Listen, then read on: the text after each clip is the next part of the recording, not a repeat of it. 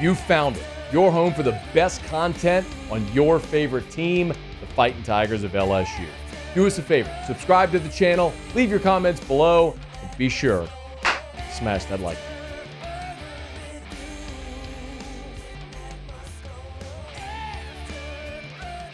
LSU on Thursday hit the practice field for the first time here to get ready for the Texas Bowl, and they did so without Emery Jones. Now Jones joining Will Campbell in declaring for the NFL draft. This in no way should be a surprise. We came into this season expecting that both Jones and Campbell would declare for the draft after their junior seasons, both of them 3-year starters, and they became the first freshman tandem duo starting at tackle for LSU 2 seasons ago. And now here they are entering the NFL draft together as well. Campbell making his declaration a week ago. Now Emery Jones here today on the day that LSU begins its preparation for the Texas Bowl. Jones announces he will also leave. It is a smidge disappointing because, and I shared this with you about 3 weeks ago, that there were 3 players that LSU, that I think we all just sort of assumed were leaving, that LSU was able to at least engage in conversation about staying. And those 3 players were Mason Taylor, Emery Jones, and Harold Perkins. Well, Taylor has declared. Now Emery Jones has declared. The only one that would still be up in the air is Harold Perkins. So we'll see what Perkins might elect to do. Does he come back off the torn ACL, or does he go test the draft waters? We'll see what that decision is, and when it happens, we'll talk about it. But about a week ago is when I'd kind of gotten word that it seemed like Jones had made the decision that he was going to leave. And so, if you've been paying attention, that's a lot of our commentary is shifted toward that, where the sort of understanding that LSU is going to be replacing all 4 of the 5 starters on the offensive line. So first, appreciation for Emery Jones. As we said for Will Campbell, we'll say the same for Emery. You know, Emery, of course, is a local kid from Catholic High, came to LSU, and has been a stalwart. He got on the field his first 2 weeks, but by week 3, he was starting, and he never relinquished that spot. He started 12 of the 14 games as a true freshman. In 2022, he was a first-team true freshman All-American by ESPN. In 2023, he was freshman All-SEC as well. In 2023 and 2024, second-team All-SEC is voted on by the coaches. Last year, he was actually voted by the LSU coaches as the LSU Offensive Lineman of the Year over even Will Campbell a season ago. Emery was overshadowed by the gigantic shadow that Will Campbell cast, but Emery Jones in his own right, a fantastic football player, a great LSU career, and we wish him all the best as he heads off to the NFL. The decision to leave is a little bit of an interesting one because of this sort of in-between spot where Emery Jones found himself. As of right now, as of today, Mel Kiper's big board, and Kiper's just one draft analyst, but Kiper's big board has Emery Jones as the 10th best offensive tackle. Most projections that I've seen have Emery Jones as a day 2 pick.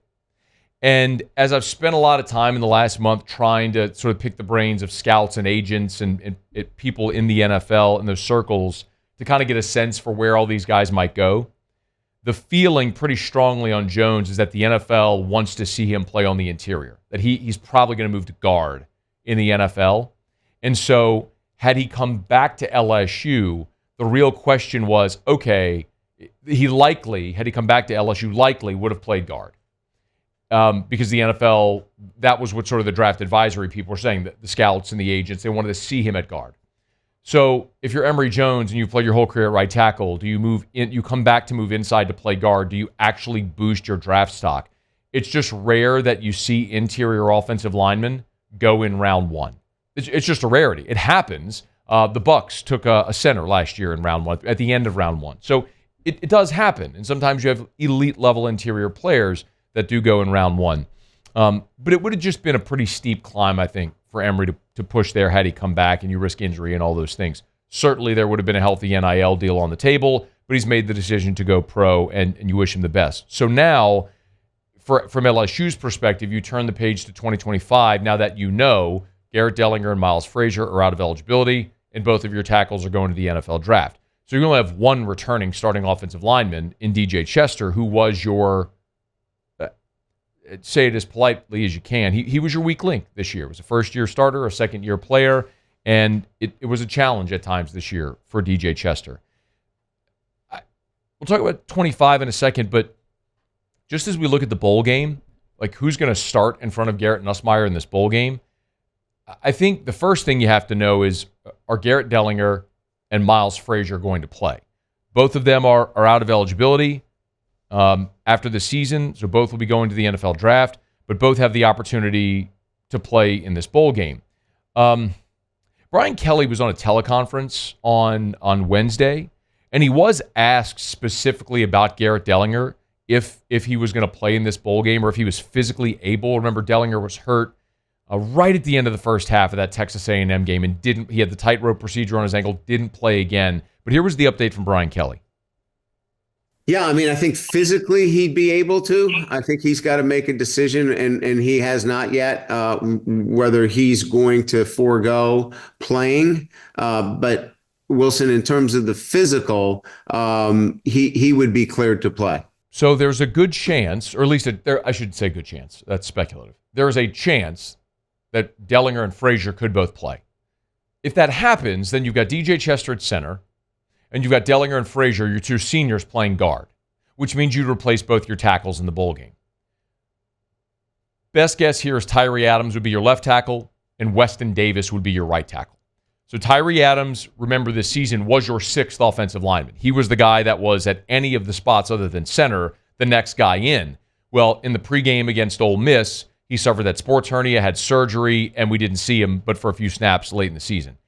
But he is very likely your heir apparent to Will Campbell at left tackle. He'll be entering his third year, and he's a guy that's continued to progress, is very athletic, and this would be an opportunity for him there.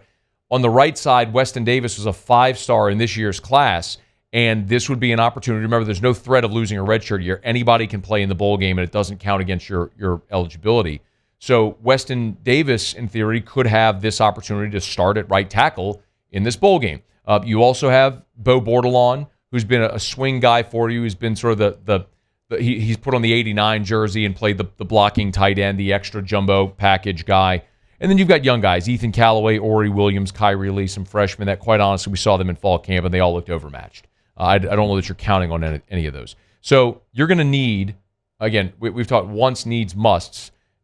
To go get a veteran offensive lineman is a need. It's a need for this team.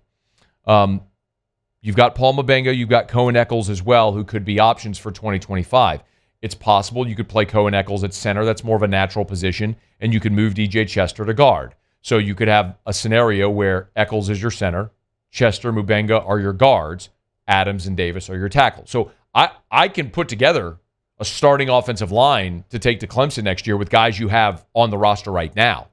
But if you can go add veteran guys who played a lot in the portal, you do it. But it's worth mentioning that's not something Brian Kelly's done commonly in his 3 years in Baton Rouge, meaning going to the portal to sign offensive linemen. In 3 years, LSU has signed 3 portal offensive linemen. That's it. The first year, they signed Miles Frazier and Tremont Shorts. Frazier ended up, obviously, becoming a 3-year starter for you. Tremont Shorts was here a season, didn't play, and was gone. And then last year, they signed Mason Lunsford from Maryland, who didn't factor in at all, and then he left. And in this year, the 2024 portal cycle, you didn't sign an offensive lineman. So now part of that, obviously, is you were entrenched. You had Jones and Campbell and Dellinger and Frazier. There just wasn't really playing time.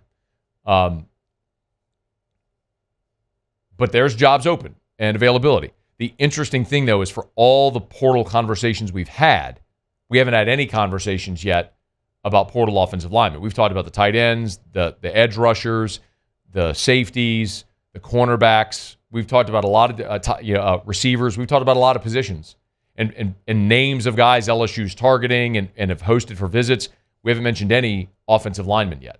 So maybe they feel really good about their group, or maybe there hasn't been anyone to jump in yet that tickles their fancy. So we'll continue to monitor that. But the news today, Emery Jones doing what many assumed he would, declaring for the NFL draft. Salute him on a great 3 years in Baton Rouge, and wish him the best of luck at the next level.